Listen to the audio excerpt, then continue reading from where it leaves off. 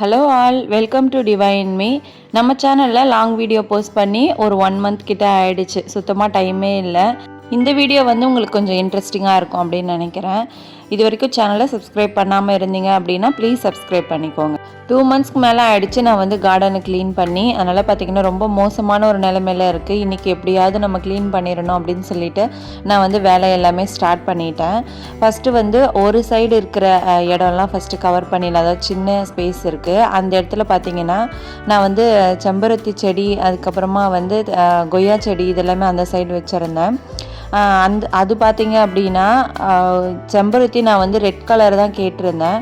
ஆனால் பார்த்திங்கன்னா கடையில் இது வரைக்கும் 3 தடவை வாங்கிட்டு வந்திருக்கேன். 3 தடவையும் இந்த கலர் தான், சாண்டில் கலர் மாதிரி வரக்கூடியதை கொடுத்துட்டாங்க. அதனால் நான் வந்து அதையுமே ரிமூவ் பண்ண போகிறேன். ஏன்னா வந்து நமக்கு இடம் இருந்துச்சு அப்படின்னா பக்கத்தில் வைக்கலாம். இடம் ரொம்ப கம்மியாக இருக்குது அப்படின்றதுனால ஏதாவது ஒரு செடி தான் வைக்க முடியும். அதனால் இதுவுமே வந்து நல்லா பூச்சி அடித்து ஒரு மாதிரி தான் இருக்குது. அதனால் இந்த பூவும் யூஸ் பண்ணுறதும் இல்லை அப்படின்றதுனால அதை வந்து ரிமூவ் பண்ணிடலான்னு இருக்கேன். அதுக்கப்புறம் ரோஸ் செடி பார்த்திங்கன்னா அது கொடி மாதிரி எவ்வளோ தூரத்துக்கு போயிருக்கு பாருங்கள். அதை வந்து கம்ப்ளீட்டாக கட் பண்ணிவிட்டு ரொம்ப ஷார்ட் பண்ணிட்டேன். அதுக்கப்புறமா ஒரு பார்ட் மட்டும் சின்னதாக கட் பண்ணி அங்கே வந்து நட்டு வச்சுருக்கேன். அது வருமானது டவுட்டு தான். எப்படி வந்தால் ஓகே, வரலன்னா அப்படியே பிடுங்கி போட்டுற வேண்டியது தான். செடி வந்து நான் நினச்சேன் ரொம்ப ஈஸி தான் போல் அப்படின்னு சொல்லிட்டு, ஆனால் ரொம்ப கஷ்டமாக இருக்குது. விஷயம் தெரிஞ்சவங்களுக்கு அது வந்து கொஞ்சம் ஈஸியாக இருக்கும். எனக்கு வந்து ஓரளவுக்கு தான் செடி பற்றி தெரியும். அதனால் எனக்கு வந்து கொஞ்சம் கஷ்டமாக தான் இருக்குது இதெல்லாமே மெயின்டைன் பண்ணுறதுக்கு.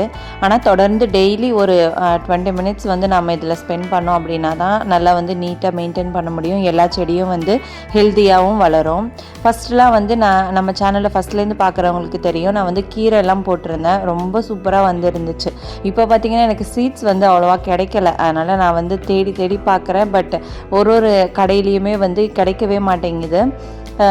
கிடைச்சிது அப்படின்னா வாங்கிட்டு வந்து ஒரு சைடு போட்டுடலாம் அப்படின்னு சொல்லிட்டு அதையும் க்ளீன் பண்ணி வச்சுட்டேன். இப்போ வந்து இந்த சைடு இருக்கிறது எல்லாமே கம்ப்ளீட்டாக எடுத்துகிட்டு அதுக்கு ஃபுல்லாகவே வந்து தண்ணி பிடிச்சி வச்சுட்டேன்.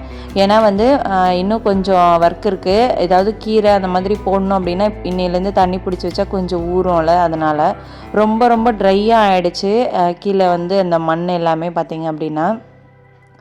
அதனால் வந்து ஃபுல்லாகவே நான் தண்ணி பிடிச்சிக்கிட்டு ரெடி பண்ணி வச்சுக்கிட்டேன். இன்றைக்கி வந்து தண்ணி பிடிச்சி வச்சுட்டா அதுக்கப்புறம் அடுத்த நாள் ஒரு 3 டேஸ் வந்து தொடர்ந்து வந்து ஃபுல்லாக தண்ணி பிடிச்சிட்டோம் அப்படின்னா அதுக்கப்புறமா நம்ம வந்து ஏதாவது செடி நடுறதுக்கும் இல்லைனா வந்து கீரை விதைக்கிறதுக்கும் வந்து நமக்கு ஈஸியாக இருக்கும். இது வந்து இந்த கொய்யா செடி அதுவாகவே முளைச்சி வந்துருந்துச்சு. அதுக்கப்புறமா பெரண்டை மட்டும்தான் வந்து வேறு இடத்துலேருந்து கொண்டு வந்து இங்கே வச்சுருந்தேன். அதுவுமே வந்து நல்லா வளருது. பட் அதுக்கு சப்போர்ட் கொடுத்து மேலே தூக்கி விடணும். கொஞ்சம் வந்து இந்த மண் எல்லாமே லூஸ் ஆனதுக்கப்புறமா ஒரு சப்போர்ட் கொடுக்கலாம் அப்படின்னு சொல்லிட்டு விட்டுட்டேன். இது வந்து பப்பாளி மரம். இதை நான் வந்து சீடு தான் ஆக்சுவலாக போட்டிருந்தேன். ஊர்லேருந்து பப்பாளி கொண்டு வந்திருந்த இதிலேருந்து தான் நான் விதை எடுத்து இதில் போட்டிருந்தேன். அதில் வந்து ஒரு 3 செடி வந்துச்சு. அந்த 3ல் இது வந்து ஓகே, நல்லா பெருசாக வந்து நல்லா வளர்ந்துருந்துச்சு. மற்ற 2 நல்லா வளரல. அதனால் அதை வந்து அப்படியே ரிமூவ் பண்ணியாச்சு. அதுக்கப்புறம் இந்த கார்னரில் வந்து ரோஸ் செடியும் செம்பருத்தி செடியும் வச்சுருந்தோம்.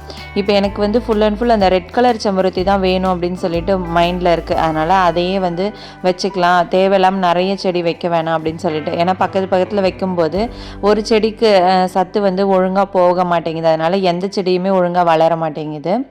அதனால் சொல்லிவிட்டு நான் ஃபுல்லாகவே க்ளீன் பண்ணிட்டேன். கொஞ்சம் இடம் தான் க்ளீன் பண்ணியிருந்தேன். அதுக்குள்ளே பார்த்திங்கன்னா ஒரு மாதிரி இருந்துச்சு. அதனால் ஒரு டீ பிரேக், டீயும் பிஸ்கெட்டும் வந்து சாப்பிட்டுட்டு திருப்பி வந்து இன்னொரு பக்கம் இருக்கிற பார்ட்டுக்காக வேலைக்கு இறங்கியாச்சு. கொஞ்சம் இடம்னாலும் நமக்கு வந்து கொஞ்சம் கஷ்டமாக தான் இருக்குது இந்த மாதிரி வேலைலாம் பார்க்குறதுக்கு. இந்த சைடு பார்த்திங்கன்னா அப்படியே குப்பையோடு தான் பயங்கரமாக இருக்குது. ஃபுல்லாகவே வந்து இதை க்ளீன் பண்ணியே ஆகணும். இதே மாதிரி விட்டுருந்தோம் அப்படின்னா அது வந்து ஒரு மாதிரி பேட் வைப்ரேஷன் கொடுக்குற மாதிரியே இருக்குது. க்ளீன் பண்ணிட்டதுக்கப்புறம் வந்து பார்த்திங்கன்னா அன்றைக்கி ஈவினிங் நான் அங்கே தான் உட்காந்துட்டு இருந்தேன். ஏன்னா அவ்வளோ ஒரு மாதிரி பீஸ்ஃபுல்லாக இருந்துச்சு. நம்ம க்ளீனான ஒரு இடத்த பார்க்கும்போது நம்ம மைண்டுக்கு வந்து அவ்வளோ பீஸ்ஃபுல்லாக இருக்கும். அந்த எண்டில் பார்த்திங்க அப்படின்னா ஹைப்ரிட் கொய்யா தான் வச்சுருக்கோம். அது வந்து அவங்க கொடுக்கும்போதே 2 கொய்யாவோட தான் கொடுத்துருந்தாங்க. அதுக்கப்புறம் இப்போ தான் அது ஓரளவுக்கு வந்து வேர் பிடிச்சி வளர ஆரம்பிக்குது. அதுக்கப்புறமா வாழை செடிக்கிட்ட வந்துட்டேன். அதில் பார்த்திங்கன்னா நிறைய காஞ்ச இலைலாம் இருந்தது. அது ஃபுல்லாகவே ரிமூவ் பண்ணிவிடுவோம் அப்படின்னு சொல்லிட்டு அதையுமே எடுத்துட்டேன். ஒரு இலை வந்து ரொம்ப அந்த செடி மேலெலாம் வந்து விழுந்துட்டு இருந்துச்சு. அதனால் அது வேணும்னே கட் பண்ணி விட்டுட்டேன். ஏன்னா வெயில் வந்து அது மேலே படாமல் இருக்கிறதுனால. வாழை செடி வந்து பார்த்திங்கன்னா அப்படியே ஒன்று ஒன்றா முளைச்சி இன்னும் நிறைய வந்து இடத்த ஆக்கிரமிச்சிருச்சு. இப்போ மற்ற செடிங்கள்லாம் ஒன்று வச்சோம் அப்படின்னா அது ஒன்றோடையே அப்படியே ஸ்டாப் ஆகிடும். ஆனால் வாழை வந்து அப்படி கிடையாது. அது வந்து பக்கத்தில் கன்று போட்டு ஒரு நிறைய இடத்த வந்து ஆக்கிரமிச்சிடும். ஃபைனலாக வந்து இவ்வளோ குப்பை வந்து சேர்ந்துருச்சு. அதனால் அப்படியே வந்து அது எல்லாமே ரிமூவ் பண்ணி வச்சுட்டு ஃபுல்லாக வந்து பெருக்கிட்டேன். நீட்டாக க்ளீன் பண்ணதுக்கப்புறமா பார்த்திங்கன்னா இடமே ரொம்ப சூப்பராக இருந்துச்சு. இது வந்து பார்த்திங்கன்னா மிளகா செடி, அதுவாக வந்தது தான் மிளகா செடி, நான் வைக்கலை. ஆனால் அவ்வளோ காய் கொடுத்தது எனக்கு, இன்னுமே கூட நல்லா தான் இருக்குது. பக்கத்துலேயே வந்து கருவேப்பிலை செடி, அதுக்கப்புறமா மருதாணி செடி வச்சுருக்கிறதுனால பக்கமாக இருக்கிறதுனால வந்து ரொம்ப ஹெல்த்தியாக வரவே மாட்டேங்குது. இதுக்கப்புறம் மெயின்டைன் பண்ணிவிட்டு பார்க்கணும் எந்த செடி வருது எது வரல அப்படின்னு சொல்லிட்டு. வரலன்னா கொஞ்சம் கேப் விட்டு வந்து இருக்கிற செடியை வந்து அப்படியே மெயின்டைன் பண்ணிக்க வேண்டியது தான். அதுக்கப்புறம் பார்த்திங்கன்னா இந்த சைடும் க்ளீன் பண்ணி முடிச்சதுக்கப்புறமா ஃபுல்லாக வந்து தண்ணி பிடிச்சிட்டேன். பயங்கரமான வெயில் வேறு, அதனால் வந்து தண்ணி கொஞ்சம் சில்லுன்னு வர மாதிரி இருந்தது. அப்படியே வந்து ஃபேஸ் வாஷ்லாம் பண்ணிவிட்டு அதுக்கப்புறமா வந்து மீதி இடம்லாம் வந்து தண்ணி பிடிச்சேன். அப்போ தான் வந்து கொஞ்சம் கூலாக இருந்த மாதிரி இருந்தது. நான் வந்து துளசி மாடத்தில் வச்சுருந்த துளசி செடி பார்த்திங்கன்னா ரொம்ப ஹைட்டாக போயிடுச்சு.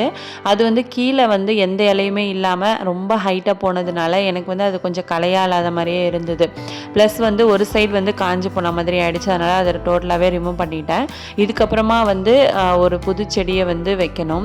அதுக்கப்புறம் தான் பூஜை எல்லாமே ஸ்டார்ட் பண்ணணும்.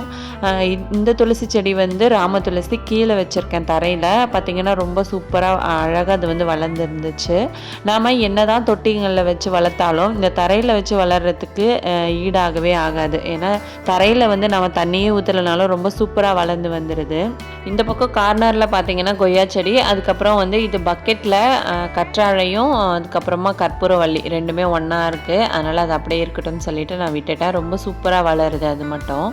அதுக்கப்புறமா வந்து இது வந்து மாச்செடி சின்னதாக வந்து வச்சுருக்கோம். அது எப்போ வளரும்னு தெரியல. அதுக்கப்புறமா வந்து இது வந்து முருங்கை மரத்தில் பார்த்திங்கன்னா அந்த கம்பளி பூச்சியும் மறுபடியும் வந்துருச்சு. ஃபஸ்ட்டு ஒரு தடவை வந்திருந்தது, திருப்பியும் வந்து வந்துருச்சு. அதுக்கு வந்து கொஞ்சம் அந்த சோப்பு தண்ணியெல்லாம் கரைச்சி அதில் கொஞ்சம் ஊற்றி விட்டோம் அப்படின்னா அது எல்லாமே வந்து செத்து போயிடும். இந்த மெயின்டெனன்ஸ்லாம் வந்து கொஞ்சம் இப்போ தான் கற்றுட்ருக்கேன், ஒரு செடிக்கும் என்ன பண்ணணும் அப்படின்னு சொல்லிட்டு. இது வந்து பப்பாளி மரம் நல்லா சூப்பராக அதுவுமே வளர்ந்துட்டுருக்கு. ஃபைனலாக நல்லா க்ளீன் பண்ணிவிட்டு நிறைய தண்ணி வந்து பிடிச்சிட்டேன்.